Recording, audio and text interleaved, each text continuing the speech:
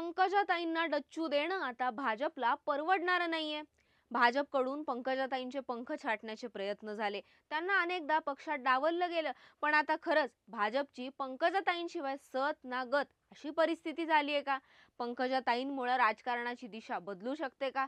त्यांना डावलून भाजपला राजकारण अवघड जातंय का? जाणून घेऊयात या व्हिडिओतून. पंकजाताईंचं राजकारण आता संपल्यात जमाय अशी चर्चा काही काळापासून रंगत होती. पण भाजपमध्ये साईडलाईन झालेल्या पंकजा मुंडे आता मात्र कंबर कसून मैदानात उतरल्यात आणि या सगळ्यात पंकजा मुंडेंना पुन्हा एकदा डावलणं भाजपला परवडणारं नसल्याचं चित्र दिसून येतंय. आता सध्या काय घडतंय या मूळ मुद्द्यावर येण्याआधी पंकजाताईंचं राजकारण, भाजपात त्यांचे पंख छाटण्यामागं कोण होतं, भाजपसाठी त्या आता महत्त्वाच्या का ठरतायत हे बघणंही गरजेचं आहे. तर सगळ्यात पहिला मुद्दा म्हणजे पंकजाताईंचं राजकारण. राज्यातल्या महत्त्वाच्या ओबीसी नेत्यांमध्ये स्वर्गीय गोपीनाथ मुंडेंचं नाव यायचं आणि त्यांच्या पश्चात त्यांची लेक पंकजा मुंडेंचं नाव येतं. वंजाऱ्यांचा आक्रमक चेहरा अशी ही पंकजा मुंडेंची ओळख आहे. गोपीनाथ मुंडे यांचा राजकीय वारसा पुढे हाकण्याचा पुरेपूर प्रयत्न करून त्या 2014च्या विधानसभा निवडणुकीत विजयी झाल्या. 2014ला समाज पाठिंब्याच्या जोरावर त्या निवडून आल्या. त्यांच्या गळ्यात मंत्रिपदाची माळही पडली. पण 2019ला त्यांना आपल्याच भावानं आव्हान दिलं आणि त्यांचा पराभव केला. आता या पराभवानंतर त्यांच्या राजकारणाला उतरती कळा लागली. 2019च्या पराभवानंतरही खरं तर त्यांना विधान परिषदेवर पाठवण्याची संधी भाजपकडे होती. पण त्यांना सातत्यानं डावललं गेलं आणि पक्षविरोधातली त्यांची नाराजी वाढत गेली. पण त्यांना डावललं जाण्यामागे फडणवीसांची रणनीती होती की पंकजाताईंची राजकीय महत्त्वाकांक्षा असे प्रश्नही उपस्थित होतात. पंकजा मुंडे विरुद्ध देवेंद्र फडणवीस या अंतर्गत वादाचीही कायम चर्चा झाली. समाजानं दिलेला भरभरून पाठिंबा, पक्षानं दिलेली मंत्रिपदाची जबाबदारी, पण त्यानंतर आपल्याच भावाकडून मिळालेलं कडवं आव्हान आणि अखेर विधानसभेतला पराभव. 2019च्या विधानसभा निवडणुकीत पंकजा मुंडेंना पराभूत करण्यासाठी देवेंद्र फडणवीसांनीच रसद पुरवली होती अशी जोरदार चर्चा देखील राजकीय वर्तुळात रंगली. पंकजा मुंडेंनीही कोणाचं उघडपणे नाव नाही घेतलं, पण आपल्याच पक्षातल्या लोकांनी आपल्या पराभवासाठी रसद पुरवल्याचा आरोप मात्र त्यांनी केला. अर्थात त्यांचा रोख हा फडणवीसांकडे असावा असा कयासही त्यावेळी बांधला गेला. पण मुंडे विरुद्ध फडणवीस वादासाठी पंकजाताईंची वक्तव्य कारणीभूत ठरली का असाही प्रश्न आहे. मंत्रिपदावर असताना मीच जनतेच्या मनातली मुख्यमंत्री हे पंकजाताईंचं वक्तव्य फडणवीसांना शह देणारं होतं आणि या वक्तव्यानंतरच त्यांचं भाजपात राजकीय पतनही सुरू झालं. पण भाजपकडून पंकजा मुंडेंचे पंख छाटण्याचे प्रयत्न का झाले असाही प्रश्न पडतो. 2019ला धनंजय मुंडेंनी पंकजा मुंडेंचा पराभव केला. परळीतल्या या पराभवानंतर पंकजाताईंची जनतेशी असलेली नाळ तुटू लागल्याचं दिसत होतं. त्यात मीच जनतेच्या मनातली मुख्यमंत्री आहे हे जाहीरपणे बोलून आपली राजकीय महत्त्वाकांक्षा बोलून दाखवणं म्हणा किंवा कायम वडिलांचा वारसा दाखवणं ही पंकजाताईंसाठी सगळ्यात मोठी चूक ठरली का असा प्रश्न उपस्थित होतो. कारण कौटुंबिक राजकारणाला विकसित करणं हे भाजपचं राजकारण नाही.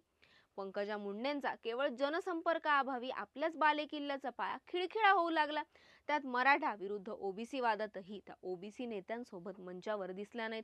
त्यामुळे त्यांचं राजकीय भवितव्य धोक्यात आलंय किंवा ते संपवलंय इतपत चर्चा झाली. पण भाजपमध्ये पार साईडलाईन झालेल्या पंकजाताई आता मात्र भाजपसाठी महत्त्वाच्या ठरतायत. भाजपसाठी पंकजा मुंडे इतक्या महत्त्वाच्या काय आहेत तेही बघू. 2014ला मोदी लाटेत महाराष्ट्रातही सत्तापालट झालं आणि देवेंद्र फडणवीस मुख्यमंत्री झाले. राज्यात फडणवीस सत्तेत आले आणि एकनाथ खडसे म्हणा किंवा पंकजा मुंडे त्यानंतर हळूहळू त्यांच्यावर ओबीसींचे नेते संपवल्याचा आरोप झाला. पुढे त्यांनी चंद्रशेखर बावनकुळेंना प्रदेशाध्यक्षपद देऊन त्यांच्या ओबीसी विरोधी भूमिकेला छेद देण्याचाही प्रयत्न केला. पण फडणवीसांविरोधातली ओबीसींची नाराजी ही पंकजा मुंडेंना किंवा स्वर्गीय गोपीनाथ मुंडेंच्या लेकीला डावलण्यानं जास्त होती. पण ओबीसी ही भाजपची सगळ्यात मोठी वोट बँक आहे.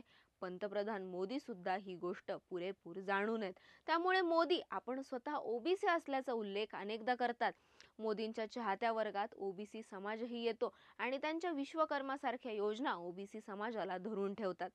सध्या राज्यात मराठा विरुद्ध ओबीसी वाद पेटलेला आहे आणि आगामी निवडणुका बघता ओबीसी समाज आपल्या बाजूने कसा कायम राहील हे भाजपसाठी अत्यंत महत्त्वाचं आहे. मग ओबीसी समाजाच्या नेत्या म्हणून पंकजा मुंडे ही भाजपसाठी महत्त्वाच्या ठरतात. भाजपला सध्या राज्यात महिला नेतृत्व म्हणून पंकजा मुंडेंशिवाय दुसरा पर्याय पण नाहीये. मग पंकजाताईंचं राजकीय भवितव्य अंधारात न ठेवता त्यांचं राजकीय पुनर्वसन करणं भाजपसाठी जास्त फायद्याचं आहे. त्याचाच एक भाग म्हणजे पंकजाताईंना राज्यसभेत पाठवण्याची भाजपची तयारी आहे. पण पंकजा मुंडे खरंच राज्यसभेवर जाणार का? आता बघा, राज्यसभेसाठी भाजपकडून राज्यातून 9 नावांची यादी दिल्लीला पाठवण्यात आल्याची माहिती आहे. यात पंकजा मुंडेंचंही नाव आहे. आता यात पंकजा मुंडेंशिवाय नारायण राणे, विनोद तावडे, विजया रहाटकर, अमरीश पटेल, माधव भंडारी, चित्रा वाघ, हर्षवर्धन पाटील आणि संजय उपाध्याय यांची ही नाव आहेत. पण यात कोणत्या तिघांना संधी द्यायची याचा सर्वस्वी निर्णय हा केंद्रीय नेतृत्व घेणार आहे. आता पंकजा मुंडेंनी 6 फेब्रुवारीला सागर निवासस्थानी जाऊन देवेंद्र फडणवीसांची भेट घेतली. राज्यसभेच्या चर्चांदरम्यान ही भेट महत्त्वाची ठरू शकते. आता यावर बोलताना फडणवीसांनी मात्र अगदी सूचक वक्तव्य केलं. पंकजा मुंडे आणि माझी संघटनेच्या विषयानिमित्त नेहमीच भेट होत असते, पण आमच्या भेटीत राज्यसभेच्या बाबत कोणतीही चर्चा झालेली नाही. राज्यसभेत कोण जाणार याचा निर्णय आमचे वरिष्ठ घेत असतात. पंकजा मुंडे या राष्ट्रीय मंत्री आहेत, त्यामुळे त्यांना राज्यसभेत पाठवायचं की आणखी कोणतं पद द्यायचं हे केंद्रीय नेतृत्व ठरवेल, असं फडणवीस म्हणालेत. आता पंकजा मुंडेंना राज्यसभेचं तिकीट देऊन भाजप ओबीसी वोट बँक आणखी मजबूत करेल की यावेळीही त्यांना डच्चू देऊन भाजप पंकजाताईंची आणि ओबीसींची ही नाराजी ओढवून घेईल हे बघणं महत्त्वाचं ठरणार आहे. पण पंकजा मुंडेंना डावलून राजकारण करणं भाजपला अवघड आहे असं आपल्याला वाटतं का? तुमच्या प्रतिक्रिया कमेंट करून सांगा आणि अशाच व्हिडिओसाठी टाइम्स ऑफ डेमोक्रेसीच्या यूट्यूब चॅनलला सबस्क्राईब करायला विसरू नका. राजकारणाचं अचूक विश्लेषण आणि ताज्या घडामोडींचे विश्वसनीय व्यासपीठ टाइम्स ऑफ डेमोक्रेसी TOD मराठीच्या सर्व डिजिटल प्लॅटफॉर्म्सना लाईक, शेअर आणि सबस्क्राईब करा. तसंच नोटिफिकेशन्स मिळवण्यासाठी बेल आयकॉन प्रेस करायला विसरू नका.